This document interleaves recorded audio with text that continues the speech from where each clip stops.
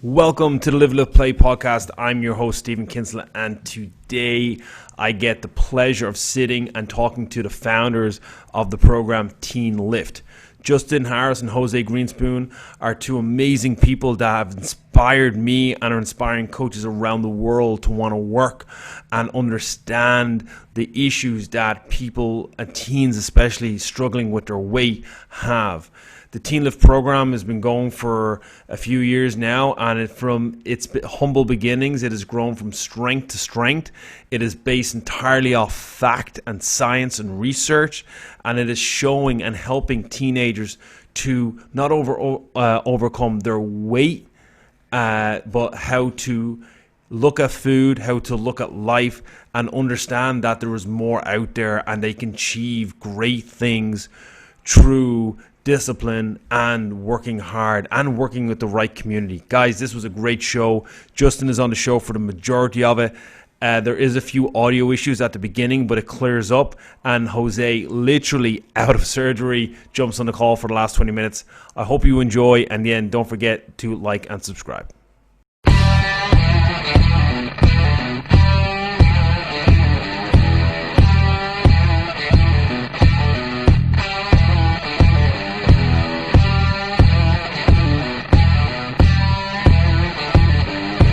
Dealing with like diabetic children and pre-diabetic diabetes, and as a result was asking us about TeenLift. So that's just another avenue potentially opening up. So it's exciting. It's fun to get on those conversations.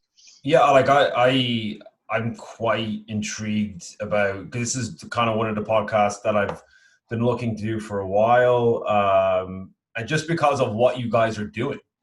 And then we wouldn't be where you are in America at the moment, but I did some research in Ireland, like 1 in 4 kids are overweight or obese, but we're not acknowledging it in the slightest. And It is it's becoming like crazy, like to the point where the talk this morning, I gave the stats out to like 30 business owners who have kids, and I was like, this is not self-inflicted. This is a social thing. This is home environment, school environment, political environment. It's not the school's fault. It's not the government's fault. We all have to take responsibility. But at the end of the day, if you have a 4-year-old or 5-year-old, it's your responsibility to be a parent more than a friend, and say no, and because you're building very bad habits and then become teenagers. Like, for example, I was over just at the local shop grabbing a coffee, and there was like 12, 13-year-olds all drinking large cans of Monster. Yeah. It's as bad as me going to get a coffee. Yeah. And I'm like, that's not going to be positive further down the line. And just trying to get that sorted, getting people to, I don't know, just kind of cop on a little bit in regards to what we should be doing, how we should be helping. And then even the kind of way that Jose wrote the questions, his responses, that made me think of it even differently, in a different light as well. I just think it's crazy that there's more activities, there's more gyms that are working with kids, there's more of everything out there, but yet we're still getting worse. So there's definitely there's something missing. And absolutely, it's funny, I actually just got a text from Jose. He is not sure right now. Basically he said the anesthesia guy is behind and it's not working, so he's still in the ER. But we can go through whatever you want. And if you want to get on again with him, we can obviously jump on anytime with him as well. It's go ahead. I'm sorry. Yeah. So did you get the email I sent yesterday? Yes. Yeah. I saw all these questions. The really interesting thing that it's funny you mentioned, we talk about obesity, and we know it's common. We know it's happening, and we can always put our finger on a lot of reasons why it's happening. Yeah. But the part that I don't think parents understand, I'm a PE teacher here at a independent school in St. Louis, and I was a classroom teacher for 10 years before I got into teaching PE. And so everything I went through was you would look at data, you would analyze a child as a reader, as a writer, and you would grow. And everything was about growth. Well, we can tell from an obesity standpoint that it's growing in the wrong direction. And we know a lot of the reasons why, but the problem, I think, has a lot to do with parents and how as a society are we choosing to raise our children. And parenting is really, really hard work. And it's tiresome. We all have jobs. We, the list goes on. And the society, at least in the US right now, is let's overprogram our kids as much as possible. And then when we do that, when they want something, we just give them whatever they want. And so what happens is these younger kids, especially like the 3, 4, and 5-year-olds that I'm watching right now, and we have an amazing population of kids that do not have any challenges with obesity. But what I notice is their attention spans are shorter. Their understanding of manners, they're still great kids. They're nice kids, but the way we teach them 5 years ago from now and 5 years ago is completely different. Like kids are coming to us now at 4 years old, and they used to know how to skip, or they maybe skipped a rope, and now they're not sure how to walk up the stairs without their feet coming together every time.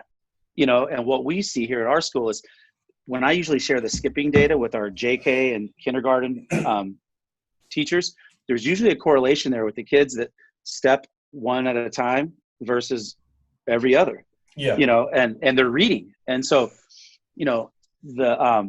these changes that we're making in society, I hate that it's looking like it's going to get to this breaking point before we make any changes. We know it's happening.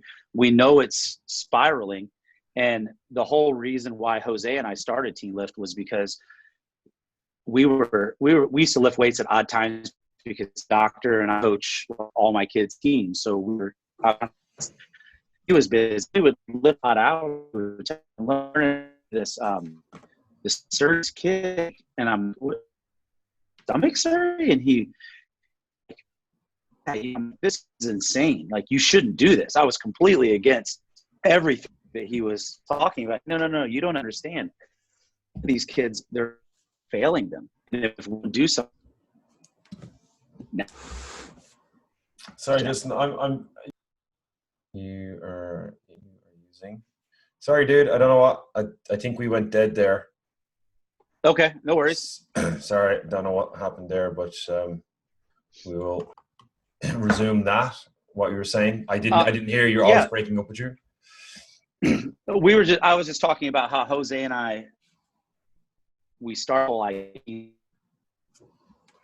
very hours in the day because of his surgery and being on call and things like that. And so when we would lift, he would tell me the kids he's seeing, the things that he's learning, how he's practicing these different types of surgeries. And I thought it was just absolutely insane that he would do these surgeries on kids. But when he really broke it down and explained that he's doing it to save their lives, because if we don't, they're on the fast track to death, that we really started diving into like the why is that happening? And, we can go to the culture of, we know that sports, at least here in the US, and I'm sure you're dealing with the same thing, they're more prevalent than ever. And if you want to be good at a sport, everybody tells you have to play it year round. You can never take a break. I mean, and so these parents that were never top athletes, but they have money, want to spend whatever it to make their kid the next one they watch on TV. And then if you're the kid that isn't from a family that has money or doesn't have a parent that can handle that, because maybe that's their only job because you're a single parent family or you live in an area that's figure. And unfortunately, here in the US, we have schools that are wonderful. Like the school I work at is wonderful. 10 miles away that are struggling for funding, and these kids don't have the same options that we do. And so I was telling him, I said, we should come up with patients when they come out of your surgeries, and we should help them before the surgery, build on that and be ready to go into that surgery. Post give them the option to see the results they want to change their lives. Funny, he came next day, like an extra hours last night. And I'm like, what do you mean? He's like, I've researched every medical research out on obesity, and there is nothing that is structured like this, these patients. And so then we started talking like, what would a good program look like? And I'm sure, just like I have Jeff and Mick for forever, from the very beginning. And when I became a PE teacher, I told my boss, like, I don't have a background in physical education. I was a high school varsity baseball coach for 10 years. I know how to weight train that are the experts in this, and need to go and train and learn from them. And so they were all about it and let us go into that. So as Jose and I were talking about what to do, I said, I know exactly the people that we need to talk to. We need to talk to Jeff and Mickey. And Jeff and Mickey and I had been talking already, because a lot of the things that I do as far as fitness testing here at my school, we've just collaborated on about movement patterns in kids. And I called Jeff and Mickey and talked to them about this idea we had. And I'm like, we really feel like a good strength component, coaching, great, but we feel to have some sort of, like, we need to change the behavior. We need to change the habit. And we don't exactly know how. And it was funny because I was on a Zoom call, and Jeff and Mickey kind of look at each other, grin real big, and then look back and say, we have an idea. And so they ended up connecting us with Topuku, which stands for The Only Person You Cheat Is You. And it is a program that was started by Norm Mulder. He's retired now, and all he wants to do is help anyone he can with this message. And so the whole program is based on lifestyle change and habits. And it's really looking at your life and your philosophy in life from, what do you do every day? How do you look at a habit and decide, like, man, I really am hungry and I want to reach the bag of chips, or I want to grab the bag of carrots, like, what happens through that thought process right there? And they really break it down and help kids understand, like, why do I keep doing that? And then getting them to understand, like, what are my odds of success? If we say to any kid, and we talk about this in one of our lessons with the kids, if I told you all today that you need to go out, we're going to do a 5-mile run, every kid in our TeenLift class is going to be like, I'm out of here. I'm not doing that. There's no way. I can't do it. But if I said, I'm going to pay all of you $1,000 and show them the money and say, you're going to run 5 miles, every kid's going to do it or die trying. No doubt. And everyone's like that. So what we try to get them to understand is, the odds of success, if you put more work into it, you're going to achieve greater results. And to understand that nothing comes easy from day one. I tell the kids every day you show up, it's a win. We want to win every moment we have, and every moment you come in here is a win. And what we've done is we've taken all the research that we can find, and we've made TeenLift. And so everything we do, from the amount of interactions that we have with kids. So our program is a 4-month lifestyle coaching program where we meet 3 times a week for an hour and a half. So we end up with 52 sessions. And what we know is that if we have 52 touch points or interactions with a child, that is going to be the greatest chance to have success and impact on a child. Yeah. So that was the whole basis for why we created this. And every class involves, we start out every class with the lesson of the day with Topuku. And there are 7 basic lessons, and then it goes into a finisher program. Every finisher program starts with short-term, mid-range, and long-term goals from your life, finances and work life, spiritual health, and and then looking at that philosophy again and how do we change it. And for a lot of the kids, it's very impactful, especially with the home life, because a lot of these kids that we have, if we ask them to draw a picture of what dinner looks like, most of these kids are from broken homes. And so dinner could be, I have $5 and I'm at the gas station, right? And what am I going to find? And a lot of these kids, the other part that we've noticed with our cohorts we've done so far, these kids live in food deserts. There aren't healthy choices anywhere around them. And so what we've done here in St. Louis is we've partnered up with a guy by the name of Ken Mao. He owns a company called Full, and they basically provide a lot of meals for functional fitness gyms and people that want to train and eat right there. And what he's done, we called him just to talk about the experience. And it's really cool when you meet great people, because he's one of those people. He's a chef. He's been a college counselor. Like, he's done a number of things. And we told him about TeenLift and how we're helping these kids. And before we got off that first phone conversation, he's like, here's what I can do. I'll be there on Sunday. I'll come every Sunday I can, and I'll bring those guys food every week.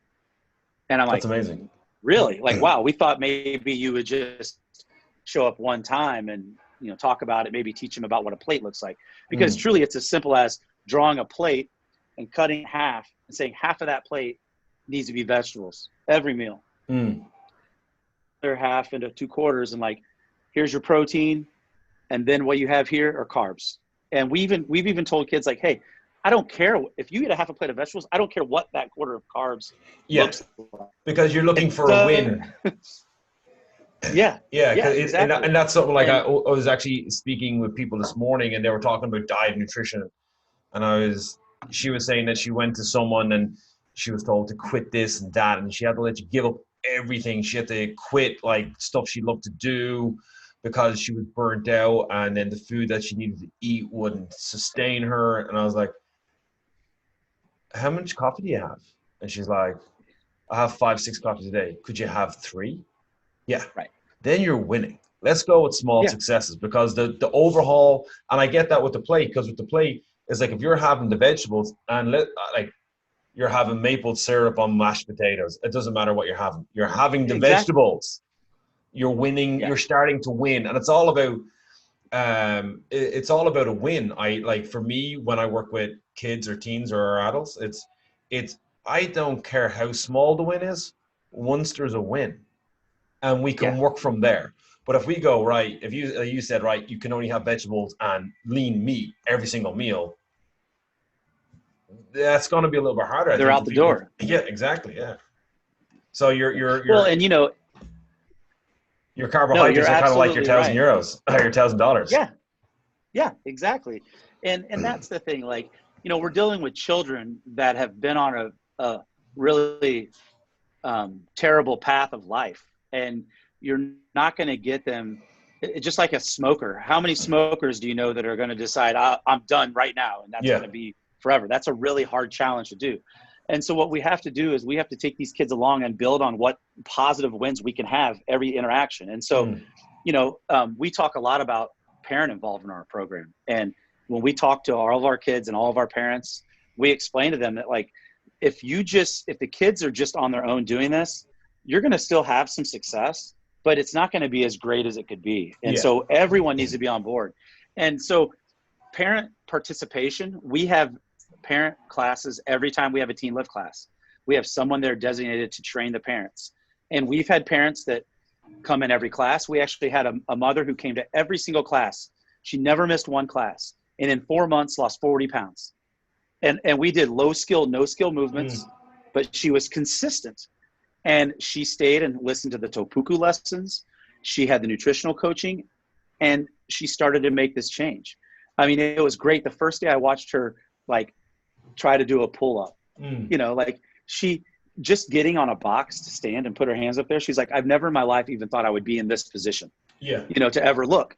And that's great. But, the parent that drives their child every day to our TeenLift classes is participating just as much, in our opinion, as the parent who's willing to go through the workouts. Yeah.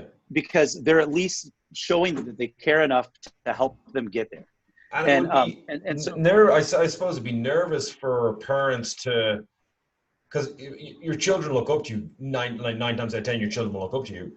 So it'd be nervous if you weren't confident in yourself to show weakness or a frailty in front of your kids. So if you weren't able to do a movement, or you got out of breath and you had to sit down, like that could be a defeating embarrassment to a parent, which they'd rather not go through, which I totally get.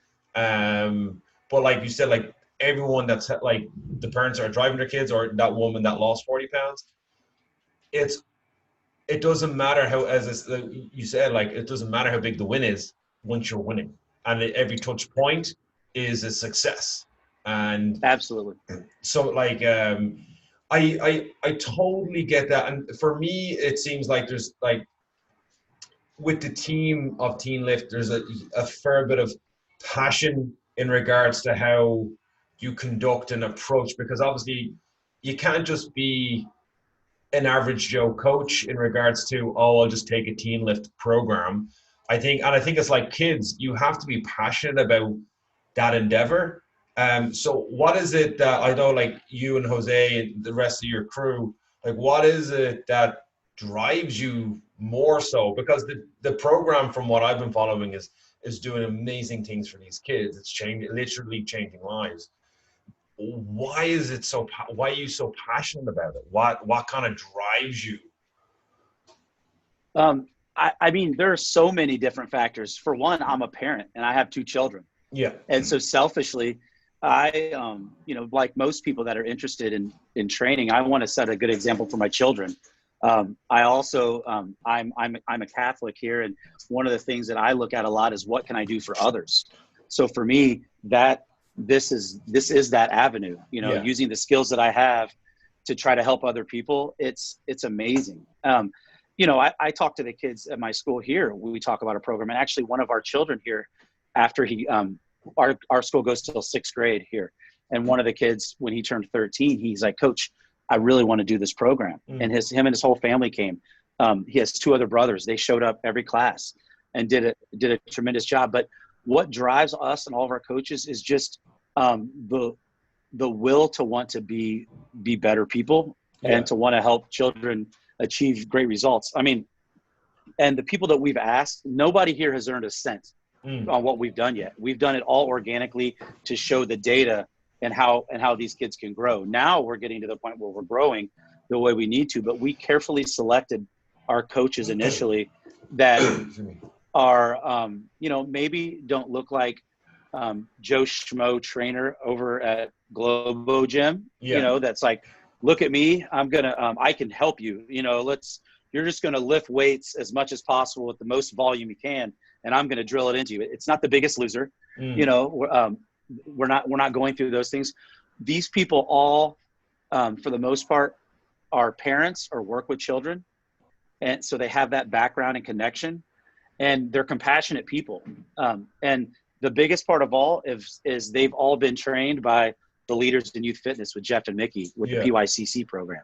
So all of our coaches have been through our nutritional training, the PYCC program, and the Topuku program for certification. So they're all knowledgeable on that. And then we connect with these children. Most of our population so far has been African-American children. And I'm not an African-American. I can't relate to them in the way that a lady that I work with who is African-American came and started working with our kids. And she's phenomenal. And there's a connection there. But we've created a small community where these kids can come in after normal gym hours, so they feel safe. Their parents feel safe. They can take risks, and they can open up. And truly, that's what we've noticed the most. How many of these children have been bullied day in and day out of their schools the numbers are staggering. One of our kids, Al, and I'm sure you've seen pictures of Al over time. One of my favorite kids we've ever had. He's lost over 100 pounds. Is that Al? His glasses, kind of dready hair? Yes. Yeah. He's phenomenal. Now, his mom doesn't do our workouts. His nephew, Paris, joins us and sits and watches every class. His mom drives him every single day. If she can't, he has cousins, aunts, siblings. The whole family is all about helping Al.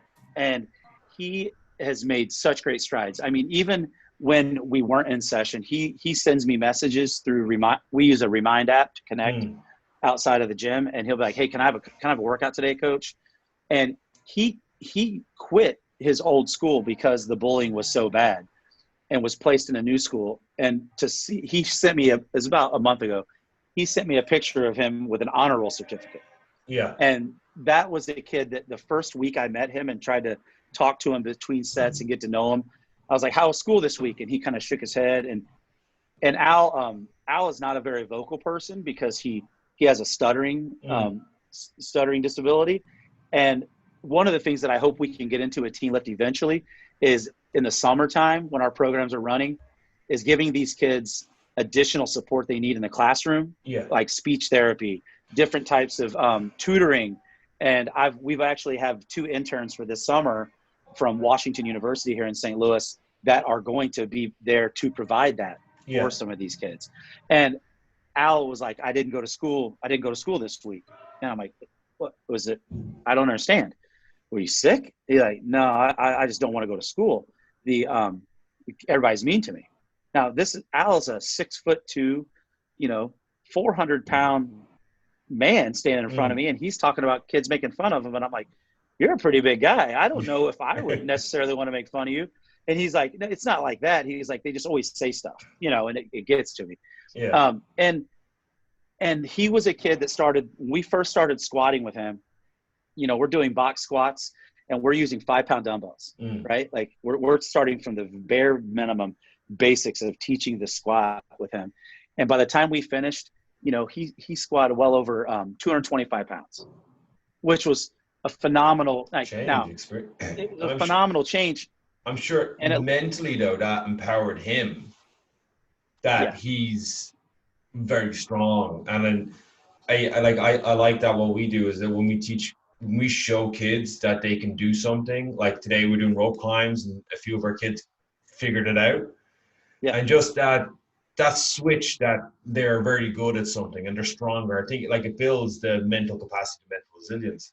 And having, as you say, a kid who is very in on himself, is being bullied, doesn't want to go to school, and then he squats 225. Yeah. That's like, that only builds confidence. And he was so mad at us too, because when we set up a powerlifting meet for them at the end, so they can feel like athletes and see what the growth, and they can show off in front of their families. And he's like, after he did it, he comes over, he's like, "Hey, I can go again." And I'm like, no, that was your 3rd lift. That's all we wanted you to do. Like, we'll get to it the next phase. And he's still going. But these kids, a girl walked out after that powerlifting meet and she said, "I feel so strong. I feel like I could lift up the world right now." And that sense of empowerment is exactly what we are trying to bring to these children. Yeah. And we had a girl named Grace in our program that the first 3 classes, the first week we had, she never walked in the door. Her dad came in and worked out with us, and she sat out in the parking lot on the curb and cried because she was not comfortable walking in there. And it reminds you of what adults and kids of any lifestyle where they are go into when they enter something new, the anxiety of that. And one of our coaches sat out there with her all 3 of those days. Her name was Josie, our coach. And Josie sat out there and just got to know her. And she finally, on the end of the 3rd day, came in for the Topuku lesson. And she came in for the Topuku lesson, listened to it. Another girl came up to her and introduced herself. She smiled a little bit. And the next class, her dad's like, "I think she's going to come in right now." And I'm like, "Great." And she came in and we all talked and introduced ourselves like we normally would and started. And by the end of our phase, she was running our Brand X warm-ups, like our barbell warm-ups. Yeah. And she's speaking and she's vocal and she's confident, and she created this friendship group. And, it's easy to measure the blood work. It's easy to measure the BMI and the weight loss and the things like that, the strength numbers that grow. Those are all things that when you talk to healthcare providers and companies, like, that's what they want to know, right? But what we see in this program, in addition to all of those measurements, are the unmeasurables, right? Like the smiles, yes, the positive encouragement, the confidence that they show. One of our girls here at my school, I run our school's aftercare program, and she came to me one day and was complaining, like, she's like, I don't know if I can do this. I have to get a job.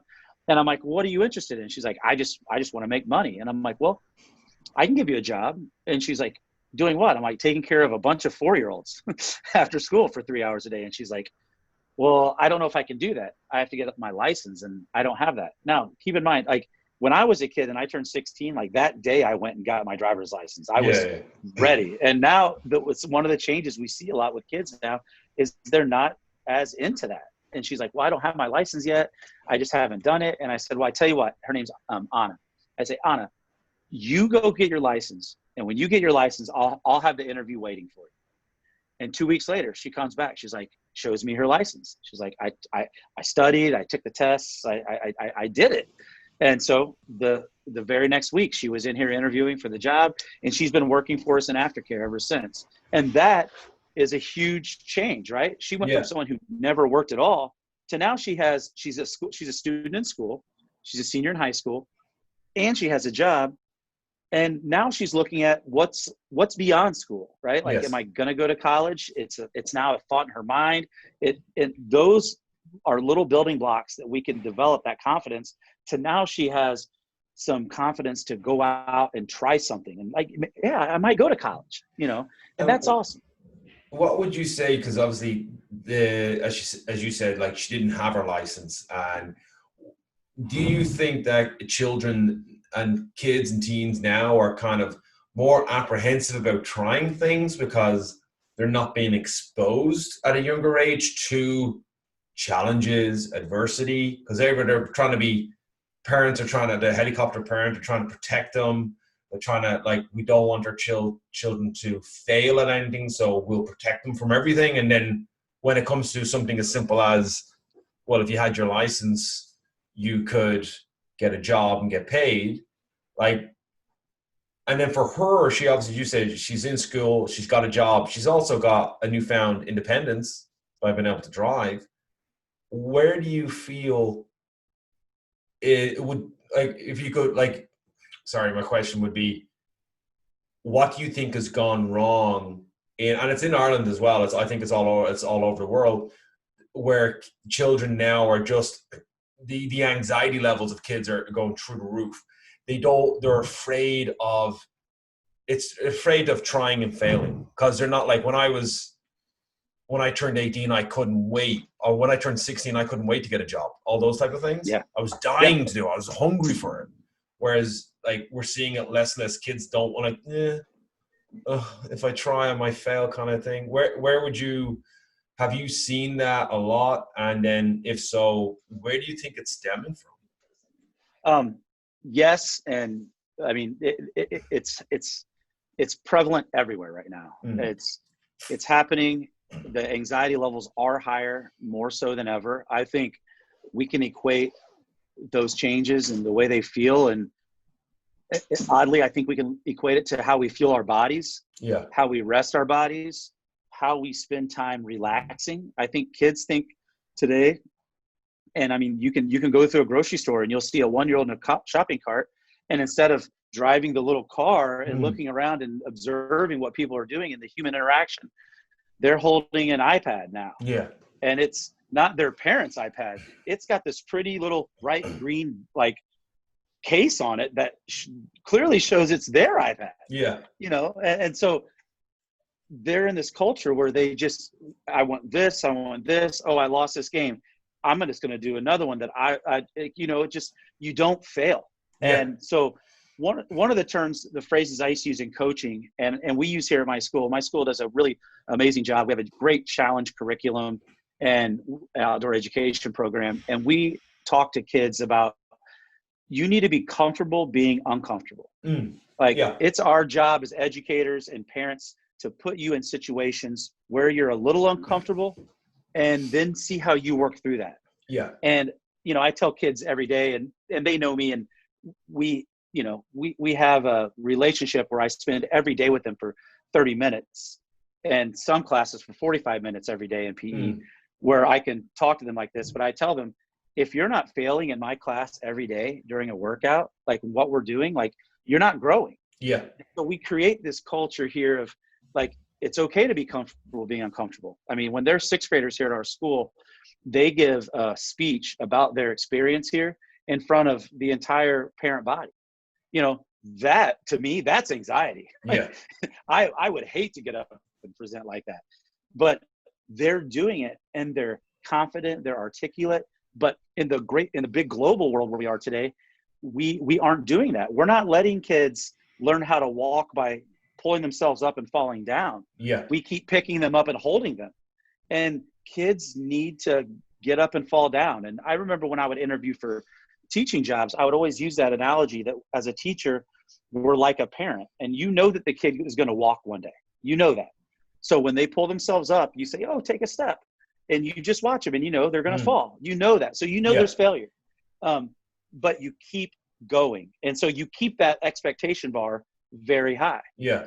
Where nowadays, I don't know if everyone keeps that mindset as parents. We look a lot into what's easy. Yeah. And I actually say it's something similar. Is I teach how you fell, is that's why we do burpees.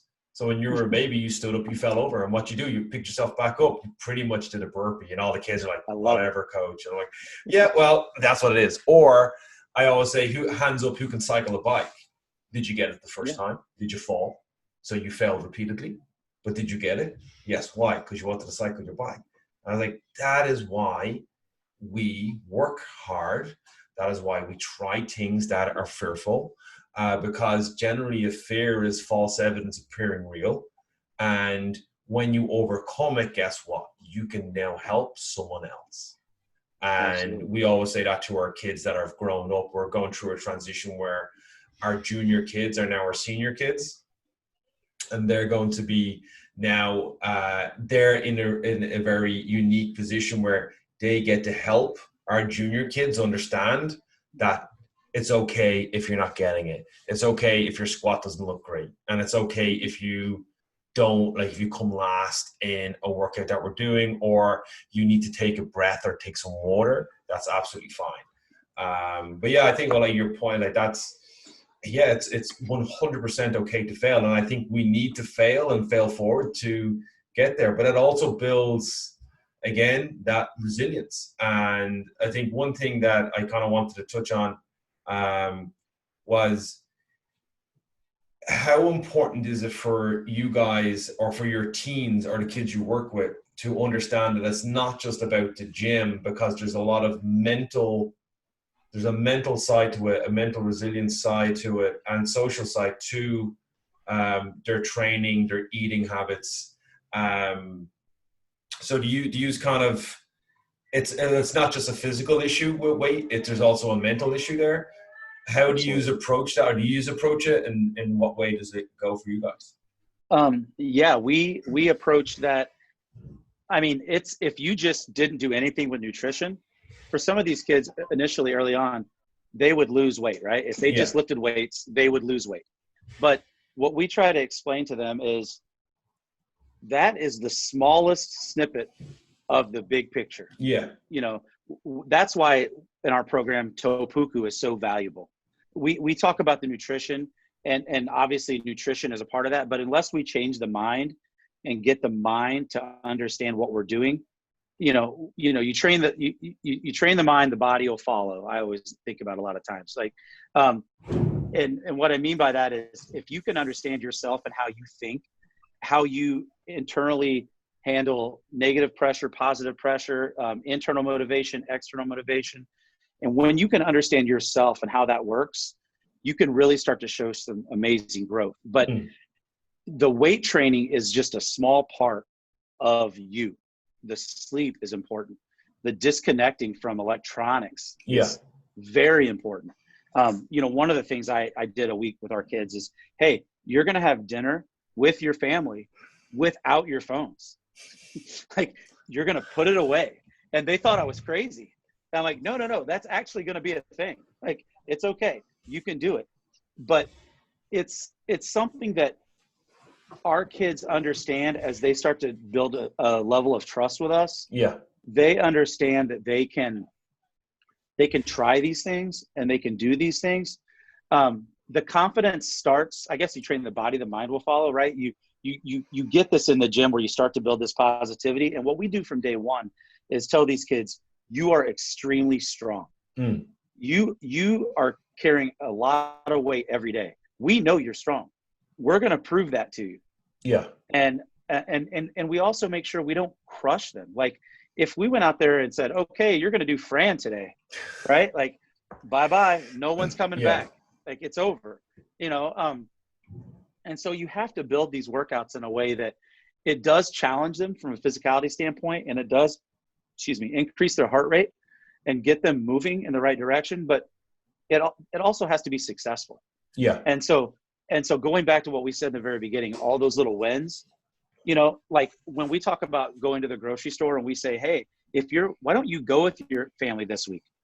And all the things we talked about in the nutrition lesson, why don't you pick a couple of those things out and try them? I mean, we did a lesson, Darcy, one of our coaches, she's a nutritionist, and she brought in trail mix and had small little serving sizes of trail mix. And after the workout and the Topuku lesson was over, we got onto we gave them all trail mix. And I'll never forget Al. And it's about exposure, what exposed to, right? So Al tastes it, chews it up, and he looks right at Darcy and he goes, this tastes just like peanut butter. And she's like, yeah, like, of course, these are nuts, you know? And he's like, I love peanut butter, you know? And he's like, can I get a couple more of those? And she's like, no, this is this is what, and he's like, oh, okay. Well, I mean, you could have a serve of my snack and I would be just, and so great. We got him a big old bag of trail mix and said, here's your serving cup. And if you want a snack, there you go. Right. Perfect. And from the parent component where we've had a lot of success, Gracie, her dad, Dan, he always came to every workout. He would see our nutrition lessons. He would see the meals they would get sent home. And he came back and he's like, hey, I'm going to try to do this meal prep on my own this week. And so I'm like, great, send me some pictures. So he sends me a picture of all these Tupperware containers sitting. Oh, yeah. Broccoli. And I'm like, dude, it looks amazing. And he's like, yeah. And so all the guys smells good. What are you making? And he's like, oh, well, I'm doing this program, TeenLift, with my daughter. And he's about meal prep. And all of a sudden he turns around and he's selling meals to his coworkers now because they're paying him to meal prep. And now it's just growing. But, you know, it's that understanding understanding in the gym that everything you do outside of the gym is going to bring back positive results in the gym. So if you're getting more sleep, if you're staying off your phone, if you're eating right, like it all ebbs and flows together. I wrote a book with a woman for some kids once, and it was called, my name's Justin, and it was called Super J and the Body Mechanics. And we talked about your body as a car. And the kids, this always resonates with the kids. It's like, we always ask them, like, especially teenagers, what's your favorite car? They're like, oh, Lamborghini, Ferrari. Like, okay, so now you have that car. That's your car. And you're going to the gas station down the road. What kind of gas are you going to put in it? Are you going to put regular gas in it? Or you put premium gas in it? And they're like, well, I'm going to put the best gas I can put in this amazing car. Okay, why don't you think about your body like that? Your body is the car. You want it to be a Ferrari, you got to fuel it like a Ferrari, right? Like, and it may not look like a Ferrari right now, but if you train it and you work it, it can become whatever you want it to be. The other side of what we do and what makes it work. Actually, hang on one second. Jose is texting me. I'm going to send this link to Jose, and he's going to try to hop on, if that's okay.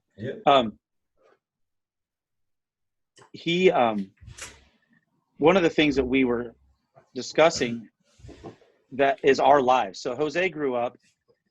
He was an obese child. I was, at the time, we used the phrase husky. I was a chunky teen myself. I was a husky kid that hated it. I was a big basketball, football, baseball player, and I hated it during basketball. We'd go shirts and skins. That was the first moment. I think like third and fourth grade that I was like, I felt uncomfortable. Right. Yeah. And Jose and I, hey, Jose, how's it going, buddy? Hey, Jose. And hello. How you doing, buddy? Sweaty from a case. Straight from theater. Yeah. Good stuff. Yeah. Jose, I was just telling him, I'm starting to tell him a story about kind of our childhoods and kind of how this TeenLift stuff resonates. Sure. And Jose and I were both, I would say, husky children growing up. Probably in some ways we could at times have been labeled as obese. And I think obese, not maybe. And so, you know, in a lot of ways, this program, we can relate to a lot of these kids. You know, Jose, how many schools were you kicked out of? I was a delinquent. I graduated from my third high school. So my third, 2 schools I was expelled from.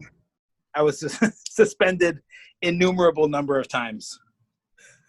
And now you're a pediatric surgeon. Yeah. Pretty remarkable change, right? And so, you know, I've also had some challenges in my life, and my mom had me when she was 16 years old, and she raised me on her own my whole life, and also battled, you know, her own, you know, substance challenges and things like that. And through all that, we're as close as ever. We've grown. I was the first person in my family to go to college. I paid for my own college. And so, you know, the things that Jose and I have gone through in our lives to be where we are stories that we tell to our kids to let them know, like, they're not alone, and you can create success. You just have to decide you want to do it. Yeah. And it's really been, I think it's been impactful for a lot of the kids, and positive. I know for a fact when we started telling our story, that was when the tide had shifted in our classes, where the level of respect went from and trust went from like a surface level to like a deep, meaningful, like, these guys are opening up to us. Well, they care about us. It went from a level of authority to people listening to level of authority to that we're all the same. We're all on the same level, and we've all gone through it, and that our experiences are not that different than theirs, and so we get it. Their struggles are not distant, foreign, very clear, very real. And that resonates when you have that, when that can resonate with, when you can connect with a teenager through your story. Like, I know that I met a coach when I was younger, and he literally just told me, if you're not willing to do work, and he read like I wanted to be a basketball player. He was 5'7". He was white. He lived in North Carolina. It was never going to really happen. But he worked his way. He broke into the gym. He played. He ended up becoming, did very well in college, went on and coaches around the world now. But he was saying, like, I got to where I was because literally I was told no, and I had to work really, really hard. And when he said that to me, I remember, like, if I'm not willing to work hard, how will I ever expect to get anywhere? But I resonate with him. And if I, like, 20 years later, if I go into the gym and he's there and he's screaming and hollering at a bunch of 12, 13-year-old kids, I will, if he whistles, I'll stop in my tracks still, because of that. I just have that much respect for him. But his story, when I heard his story, I was like, I don't have it that hard. I can do better. I can work harder. And like you guys telling your stories, again, with the kids you work with, they can resonate. And I think that's a huge relationship that you can build. And I think you can go further with kids because of your story, rather than, as you said, Jose, has been the authoritarian and not letting them see you and what you've gone through. Yeah, absolutely. We want them to realize that our successes, like they see us successful people, it didn't happen in a vacuum. It happened because of a lot of hard work, but also with a lot of finding a way to be encouraged. And we try to empower them. all of our kids in our program are battling health issues. Yeah.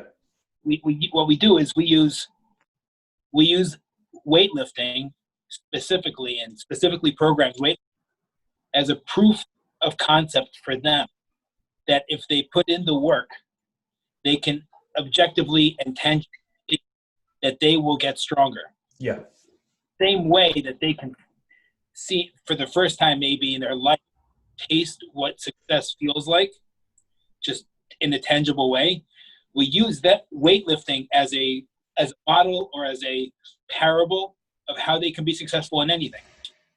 Yeah. You know, we use the Grand X method program to show them that what their PRs can be at the end of the program. But that's like all that hard work to get strong. If you put in that same hard work in school and put in the same hard work at trying to be healthy and the same hard work to make better decisions in family and in life, you can be a successful person. But I think the cool piece of the weightlifting is all the programming is made so this way they don't get injured and they only see success. So Yeah. It's pretty awesome. Yeah, I totally like. There's a book that we give out to our kids when their attitude reflects the leadership, as in they lead by example. And it's a Jocko Willink book, The Way to Warrior Kid, and it's literally about how a kid had to overcome his own adversity so he could help other kids. And we've given that. I think I have like still 10 books in the office that I give out. And I just think it's a good life lesson that if you're not good at something, put in the work. And if you're good, and when you get good at something, then it's your obligation to pass that on and help other kids. And that's something that like warrior, right? Yeah, Jocko Willink. There's 3 of them. He has like 3 or 4 of them now. They're absolutely. I've actually read them all. I actually really enjoyed them. I'm waiting for my son to be old enough so I can read them in public. Reading kids' books, like. But I know, like last time when we spoke in the email and stuff, and was spoken to Jeff over the last year, I was actually very keen to hear more about TeenLift and what's going to happen in 2020. And I know. You have plans to do stuff, and my last question on the list for this podcast would have been, what is the plans moving forward in like 2020, and like what are your plans of what's the hopes for TeenLift? Maybe that's probably the best question. What is the hope for TeenLift? So Justin, you want to get this one? Sure. Yeah. So our hope for TeenLift is the same goal that we have for every class, right? Is to reach and help as many kids as we can. That's the goal. Yeah. We chose teens because they were the most at-risk population. And if we can make the change now, they would have the greatest chance of change for the rest of their lives. So our goal is to continue to grow and expand as much as possible. We've just got off a talk, like I said, today with Turtle Mountain Reservation in North Dakota. We were talking with them about growing out there. We have some systems in place here in Missouri with some Medicaid patients and 2 healthcare companies that we're wanting to pilot a project with them that we hope, as long as the growth is what they like, that we could then open up all over the state of Missouri.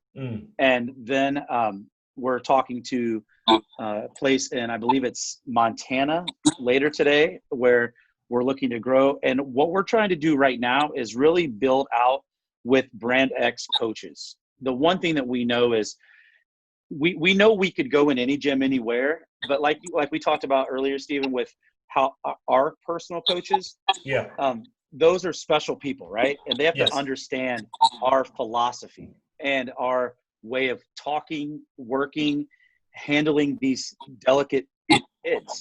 They're kids. Even though they might look older or bigger, like they're still kids. And they've developed and handled a lot of trauma in their life. And so for us, we want to go to Brand X training centers first and really think about growing it there. And then continue to train and educate and find other ways to grow. So we have a few hospitals that have reached out to us already that are interested in programs. And they're 2 of the top 3 obesity research hospitals in America. and we're just So growing. Steve, just to give you like when so the Harvard Medical School Hospital, Mass General, which is probably the most well-endowed private hospital in the country. Yeah. And they have many obesity programs already in place.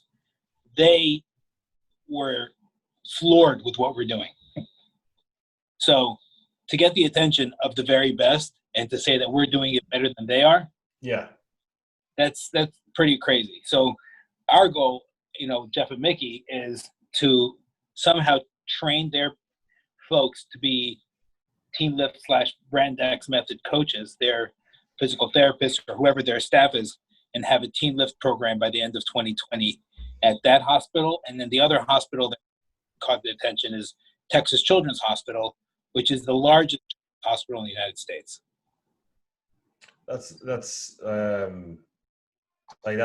phenomenal reach. And the fact that as you said, the best hospital in America now was floored by what you guys are doing.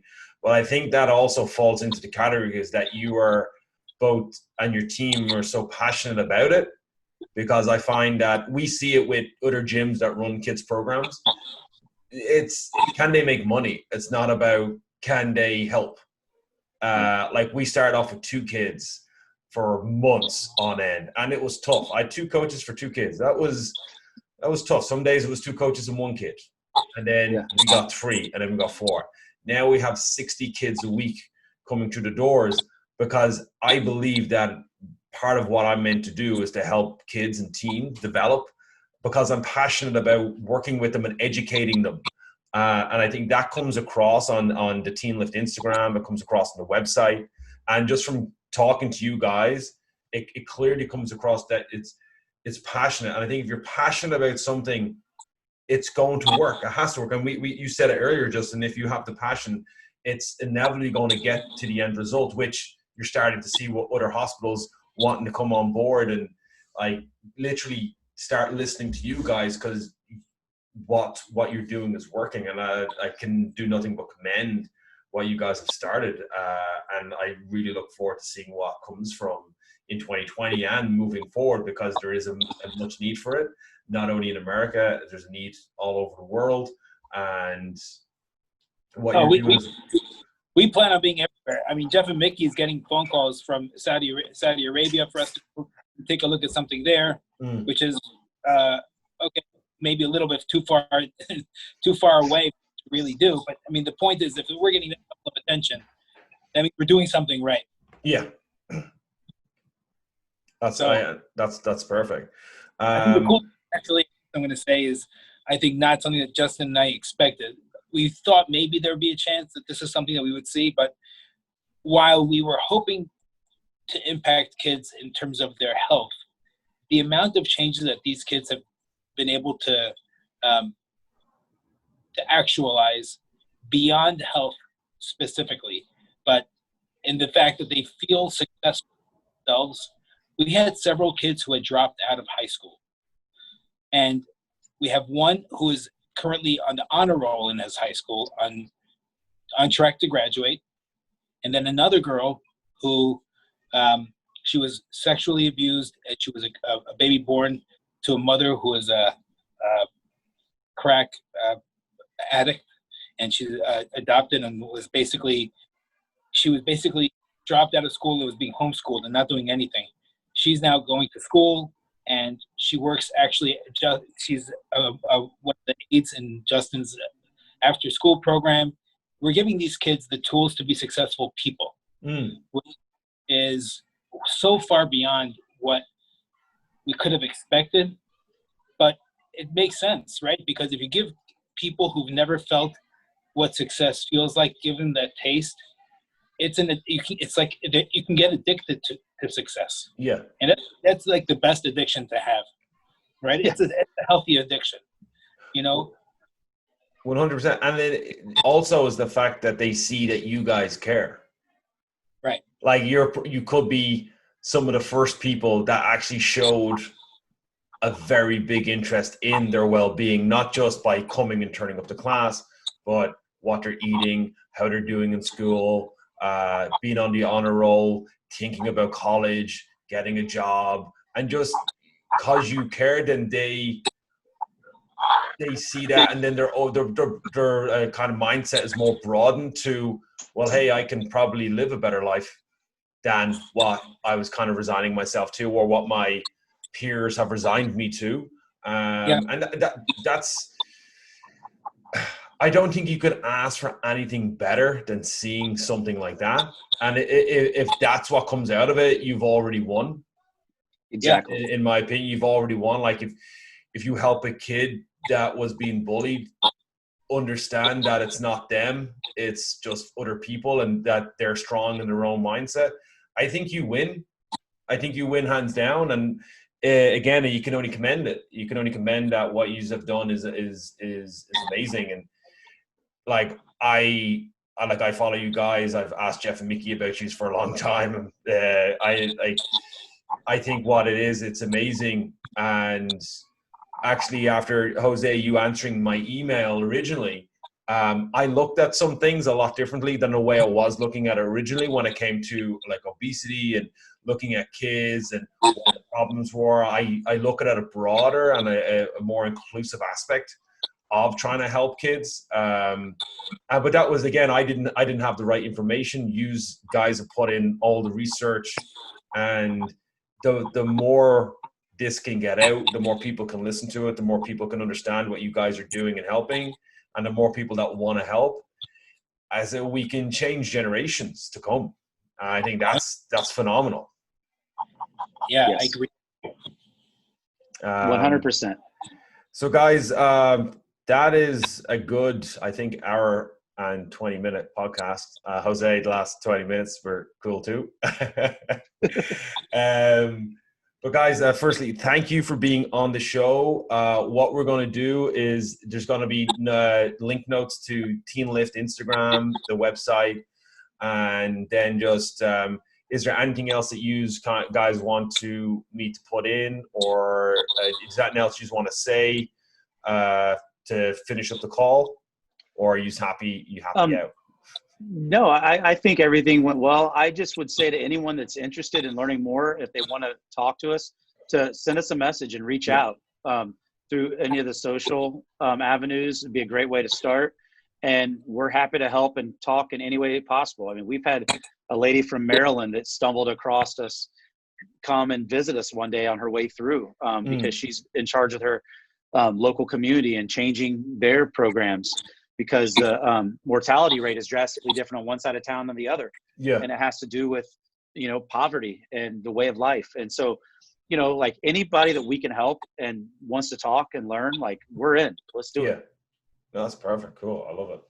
I will say anybody who sees it in real life walks away saying, this is literally magical. We have a local dietitian who is a Ironman triathlon coach.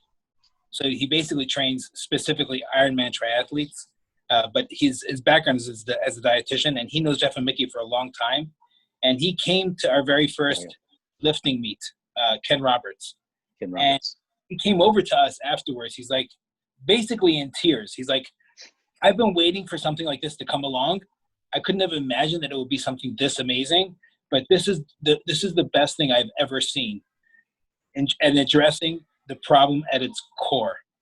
And I mean, he gave us a huge shout out on his blog. But the fact that it's people who see the fact that we didn't cut any corners. We built this on solid foundations. And everything we do is based on the literature. It's based on the research. This is the best stuff. No, that's amazing. And again, it's, for anyone listening to this, it's a testament to people that are passionate about helping other humans, and it's a basic human endeavor that I think that you want to help other people be better people, and that I find it kind of rare to meet people.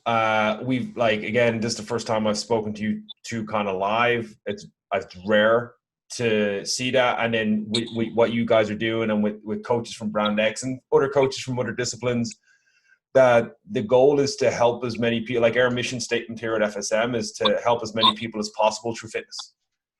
Whatever that may be, that is my goal, is to impact as many people positively through fitness. And I think based off that mission, I will be successful, because no matter what I'll do, I'll give as much as I can to help people as often as I can. That's our mission. It's the same mission. It's a very, it's aligned with the same sort of goals. Yeah. So guys, firstly, again, thank you very much for being on the show. I'd love to kind of do something more specific at a specific topic further down the road, if you are willing. Sure. But as I said, this will be on Spotify, YouTube, and Podbean. All the links, it will be going out in, I think, 2 weeks. We'll post everything up. I'll send you the links to the video before we post it.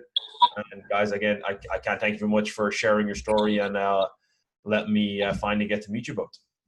Awesome. Great. It's been a pleasure. Thank you very much. All right, guys. Talk to you soon.